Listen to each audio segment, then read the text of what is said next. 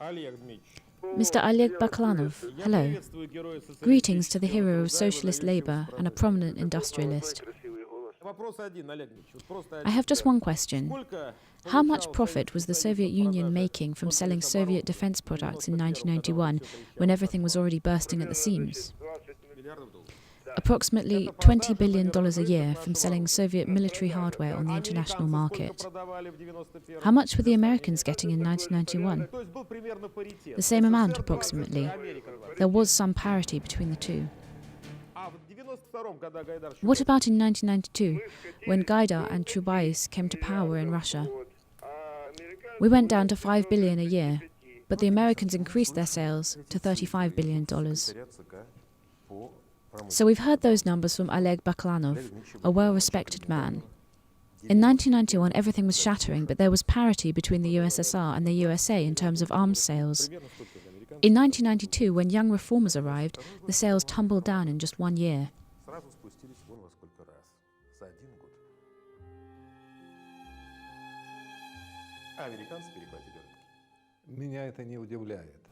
That doesn't surprise me. We were not selling our arms only to the socialist camp.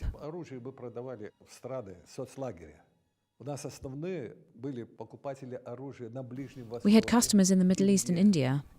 The shipments on the majority of contracts that had been drawn up during the Soviet era were cancelled. So we do not know about all that nightmare that took place in the Russian defense industry during the privatization period.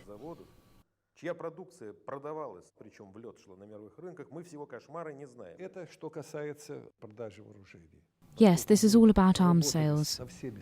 We were working with all the countries, with America, European countries, with Japan, etc.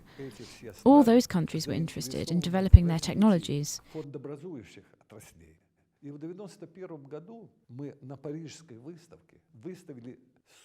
In 1991, we showcased 44 technological machine building systems in Paris, and we subsequently sold 100% of those systems.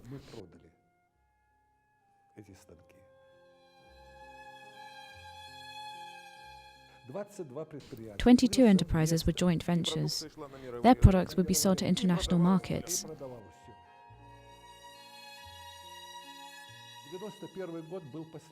We sold the last of the machines in 1991. By 1992, everybody had left. Which industries were axed in the first place? Tool engineering was the first one to collapse. Electronics went next. We destroyed this huge potential entirely instead of investing in it. Machine building was the third industry to go.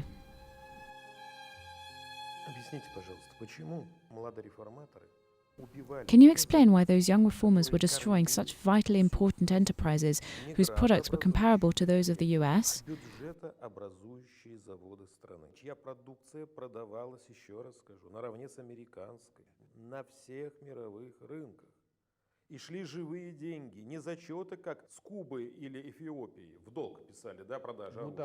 Why were those enterprises destroyed? Can't you understand why? I can't, really.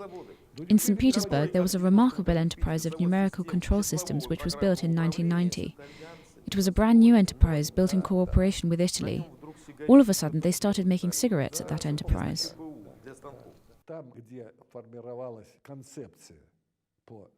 When they were creating the concept for Russia, they did not even think about the technological development of that country. They wanted Russia to play the raw exports role only, with oil and gas. How could the idea have even entered their heads to start making Chinese bicycles at Simonov's legendary firm, which makes Sukhoi fighter jets?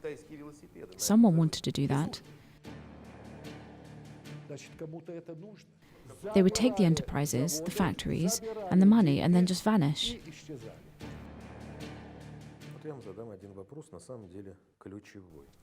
It's 2011 now, and this is the second part of our conversation about the price that one man had to pay to save the things that were left. I want to ask you the key question. There is no list of the enterprises that collapsed during the privatization. Who bought the strategic submarine-making factory in Komsomolsk-on-Amur? This is a question to Gennady Rykov. I've been to that enterprise. There are submarines sitting there and they are just docked. Nobody's doing anything with them. When Vladimir Putin started dealing with that factory, they couldn't find the owner at first.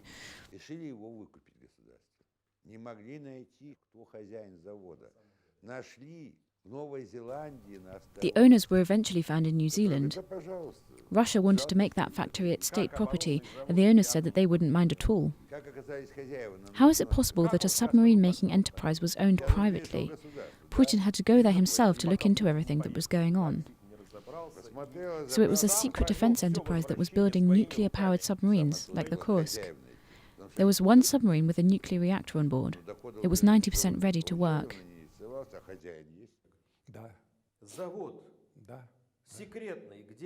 Оборонка, где лодки, аналоги Курска.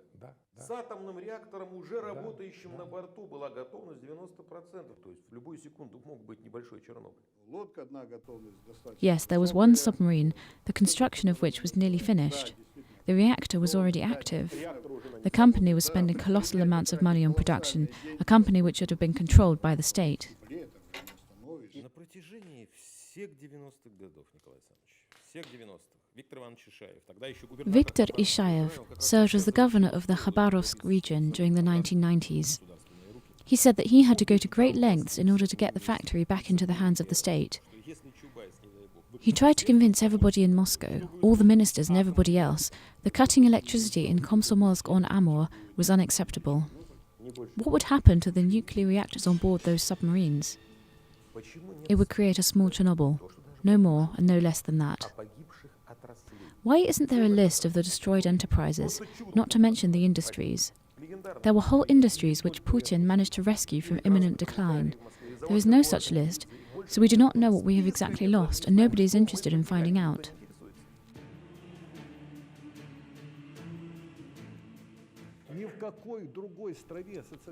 Industry as a whole was practically destroyed in Russia, unlike in the former Soviet bloc countries. They targeted the main technological institutes during privatization. Everybody used to be impressed by the speed of the USSR's technological development.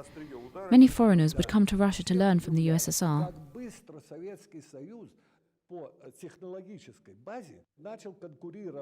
Они приезжали к нам, все перехватывали. Отсюда и космос, ведь мы какую войну прошли, да? Так точно. Был железный занавес. Все сами сделали. Поняли руководители, что без своей технологии можно пыжиться сколько угодно. When the USSR fell, the new Russian leaders were obliged by Western orders to deliberately destroy their own scientific factories and major industries, electronics, instrument making and machine building. It is a myth when they say that the Soviet Union did not have anything before its collapse. The country's GDP was in third place worldwide, and it was ranked second in terms of exports.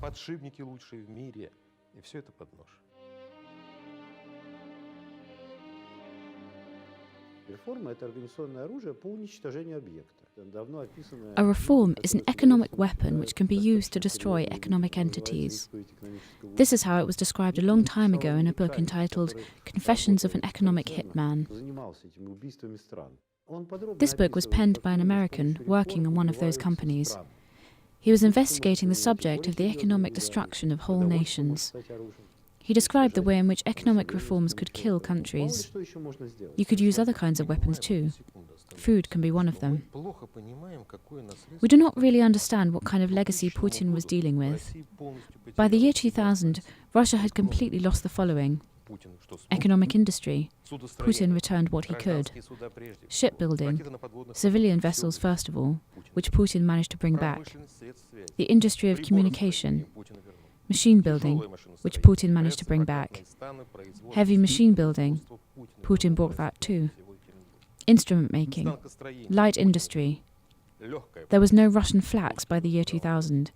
The flax industry then reappeared in Kostroma and Ivanova.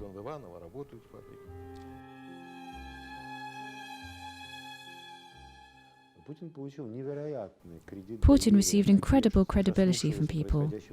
He built the so-called vertical structure of power. How could it be that he could build that, but could not build other things? In the year 2000, it was already clear that Yeltsin was ruining everything. It was a slippery slope, and the country was derailing. I'd like to ask a question to Nobel Prize winner Joris Alfyorov. If the Russian Federation had a goal today to build the A-bomb, would we be able to do that, as Stalin did after the war? No, of course not.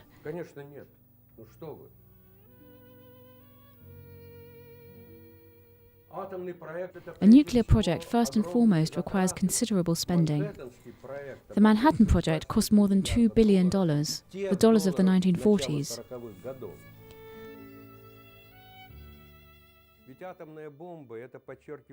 Large-scale research in the nuclear field began in 1945 after Hiroshima, and then in 1949 it was ready. They managed to build the A-bomb in a record period of time.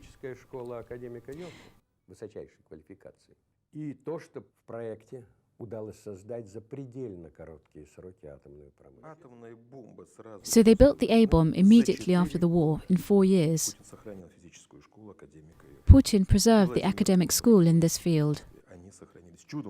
By the year 2000, the school was literally on the brink of destruction. Putin changed the speed of the decline. The country was living under the administration of the predatory class, the oligarchs, who were devouring everything. Putin started creating problems for these oligarchs, but he could not get through to them and sway them in his favor. Was it Russia for capitalism, or capitalism for Russia?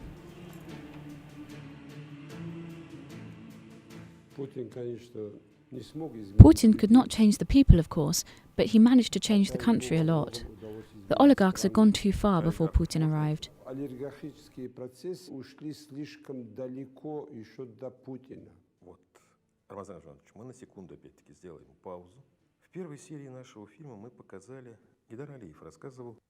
Gaydar Aliyev told the story of the attempted assassination of Putin in Baku during his visit there. We didn't want to advertise ourselves, so we didn't say anything. The FSB knew that we had taken certain measures prior to Putin's arrival at Baku to prevent the attack.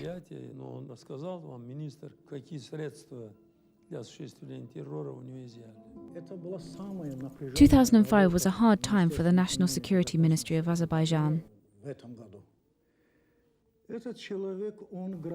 That man, an Iraqi national, Kenan Ahmed Rustam, also known as Abdurrahman Buhari and Abdul Said al-Kurdi, and Kenan Dastam, is also known under these aliases in the terrorist underworld.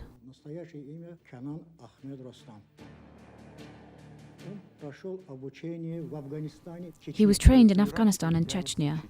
He subsequently waged war with the Chechens.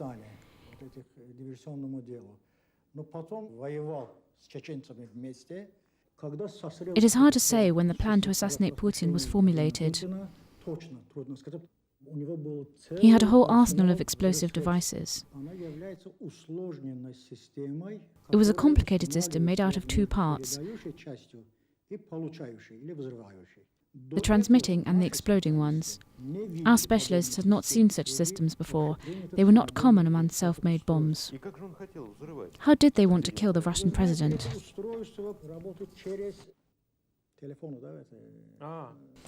Those bombs were mobile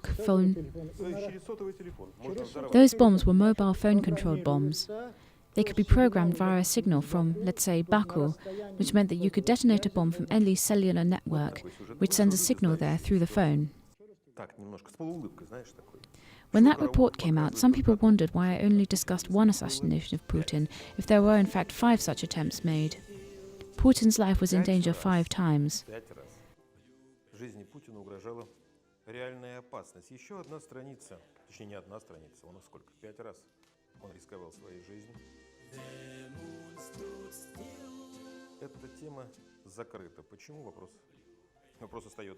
This subject is closed, and there is no answer to the question of why. We're talking about the oligarchs, whom Putin did not manage to change. There was some man named Pumane. He was a bomber. He planted a car in a car near Kutuzovsky Avenue in Moscow. The bomb was so powerful it could have killed everybody in the vicinity and leveled the building nearby.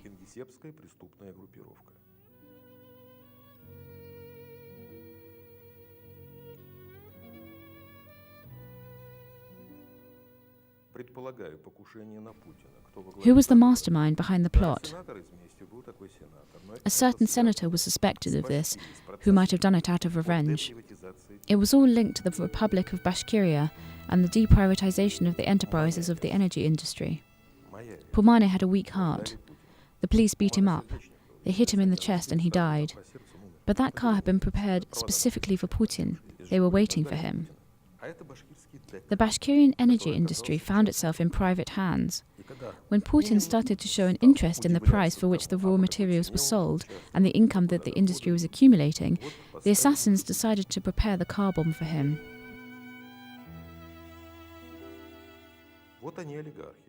I'm not giving any names. I'm only a journalist, and this is my version, but I believe that I am right.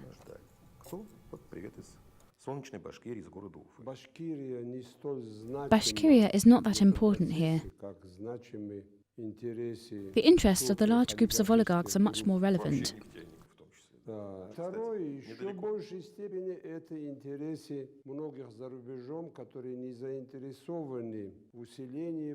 Then there are also the interests of many people abroad who are not interested in Putin's activities. They're running a campaign now to completely overcome the consequences of the Soviet Union.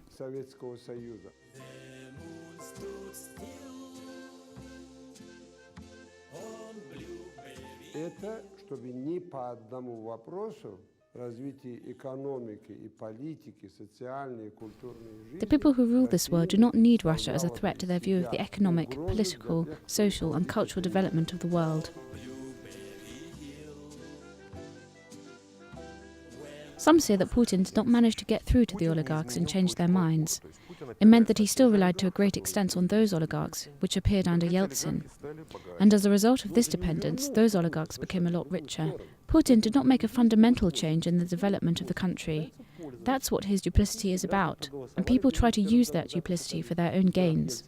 Russian citizens voted for capitalism in 1991. They elected Yeltsin, and they started moving in a capitalist direction. They tried to build capitalism in all its glory, but the reality is far from it. I don't agree with that. Putin changed the structure of Russia.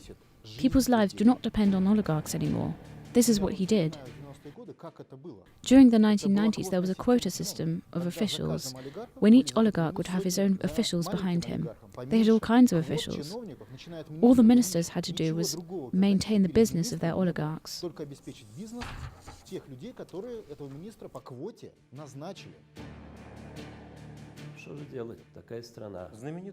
There was that famous American plan to send hundreds of nuclear blows raining down upon the Soviet Union. They wanted to attack the cities, except for Moscow and St. Petersburg, where the large factories were located. There were over 300 cities on that list: Chelyabinsk, Rostov, and many others. Those young reformers were trying to destroy everything exactly as the Americans had planned, according to that list.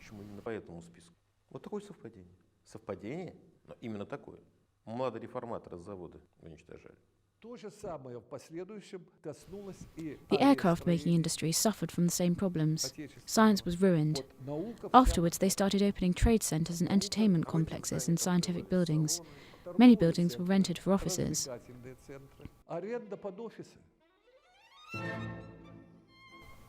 How could they arrange warehouses in unique scientific facilities in St. Petersburg? Did they know what they were doing? The factory with those unique facilities and the one next to it was acquired by some faculty.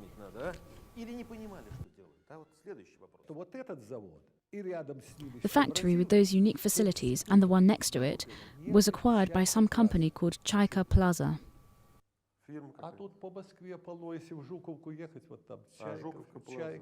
That was absolutely right. The key word here is missiles. Russia has missiles now. We have Bulava, but we don't have any rubber. The rubber that used to be made for missiles and nuclear-powered submarines would have been made at Russia's only factory on the Volga River. That factory has been destroyed. They now make Bulava and Topol-M missiles. This is what Putin did. In 1992, the deputy director of Khrushchev's missile-making factory was trying to sell a defunct deactivated missile to a theme park in Australia. He was trying to make a profit and attempt to rescue his business. They had RS-56 missiles in their workshops at the factory. In Australia, there are some theme parks where you can visit a bunker and reenact the experience of a Soviet invasion. So the deputy director did manage to sell his defunct missiles in the end.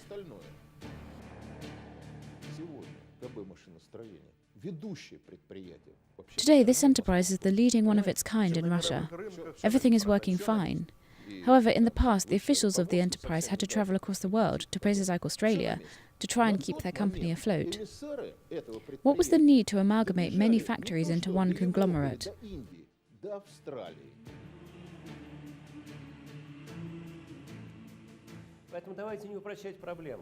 Putin was trying to restore those companies, which the Americans had intended to destroy in their nuclear strike against Russia. As far as the West is concerned, Putin is the man who ousted the Western presence from within the former USSR's territory. As far as the West is concerned, Putin is the man who ousted the Western presence within the former USSR's territory. He became a problem for the New World Order. He became the person who destroyed the world, which appeared during Yeltsin's years. Igor Spassky, an academic, told us that one should never let the world become unipolar. We do not accept America's unipolarity, but practically, it is extremely hard for us today to create a second, equally important polarity in the world.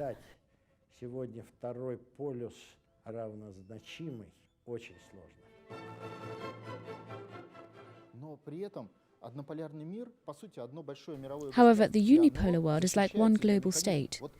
When the West conduct propaganda in Russia, it is a part of their work in building the world order. Hillary Clinton clearly stated that Putin did not sanction the American invasion of Libya. In Libya, America could not do the things that it did in Iraq.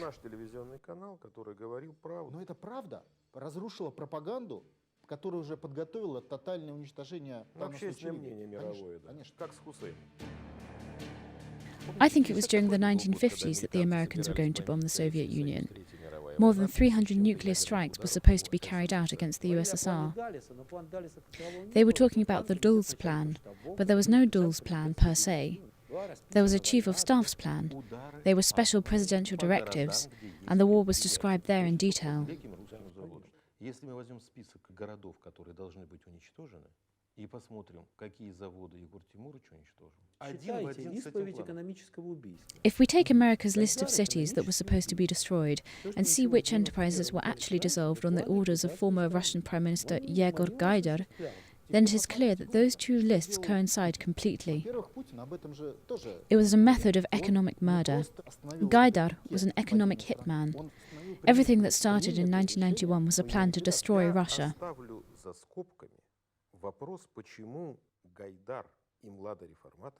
Знаменитый план американцев, как уничтожить ядерными зарядами Советский Союз. Более 300 городов. Те города, где были, правильно, заводы. Прежде всего, оборудование. 324 объекта. Именно по этому плану, в первую голову. Now try to see what Putin has done. People don't talk about it much, but he prevented the further decline of the country. He halted those decisions that had been made to liquidate the country. I'd like to know why Gaidar and other reformers wanted to destroy the enterprises from that American list. There were 324 factories and cities on the list, and the Russian reformers destroyed about 200 of them. They did the things that the Americans had wanted to do, but they did not use any A-bombs for that. Putin brought half of those enterprises back to life. He pulled them out of ruin. But Putin managed to raise living standards so that people could survive. We were impoverished during the 1990s. Everybody says that Gaidar's reforms were harsh. What is the real price for the reforms in Russia during the 1990s? How many people died during those reforms? Tishkov, an academic, says around 2 million.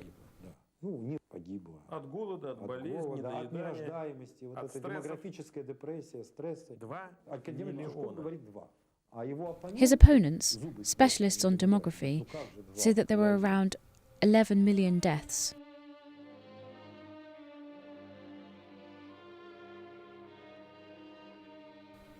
11 million is a figure nearly twice as small as the losses that the USSR suffered during the Great Patriotic War.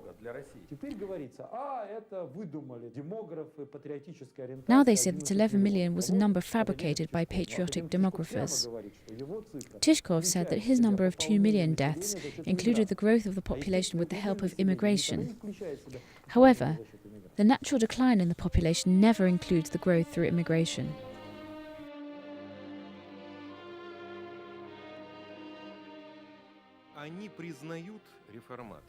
Reformers admit that Gaidar's new economic reforms resulted in the deaths of nearly 2 million people. We're talking about unborn children and those elderly people who died from money and food shortages. 2 million is comparable to the number of Pol Pot's victims in Kampuchea. But today we're talking about 12 million deaths. We do not count those who emigrated, although they should be referred to as losses as well.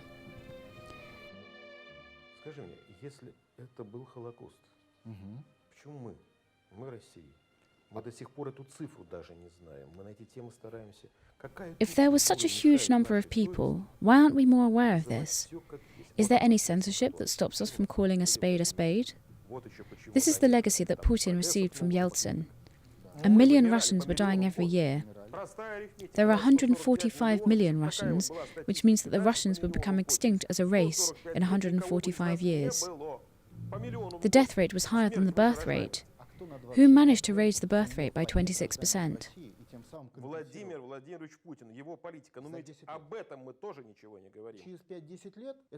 Putin did that in 10 years, but we never discussed that. That is why I say he is the leader of the national revolution. He has not won yet, so it is a challenge. Don't forget that Yeltsin signed an agreement with Dudayev, the former president of Chechnya, about the separation of the Republic of Chechnya. The agreements that were signed in Chechnya marked the beginning of the collapse of Russia. I think that when Yeltsin was handing over power to Putin, he did not want to go down in history as Russia's last president at the country's demise. It was a miracle when the collapse of the nation was prevented, even though the collapse had already been predetermined.